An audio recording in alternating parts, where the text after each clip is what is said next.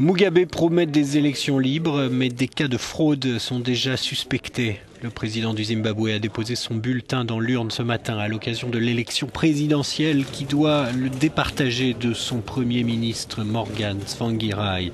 Robert Mugabe, 89 ans, est au pouvoir depuis 33 ans.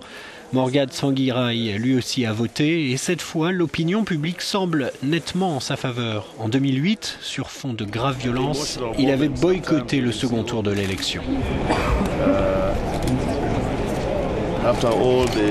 C'est un grand moment d'émotion quand on voit tous ces gens. Après tous les conflits, les blocages, la suspicion, l'hostilité, je pense que le Zimbabwe va enfin et calmement aller de l'avant. Mais dès ce matin, un dirigeant du parti de Tsvangirai a relevé des fraudes sur les listes électorales.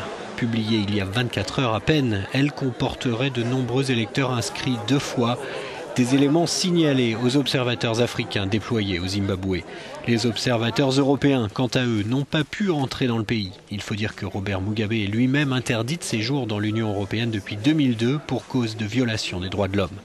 Les violences qui avaient suivi la dernière présidentielle en 2008 avaient causé la mort de plus de 200 personnes.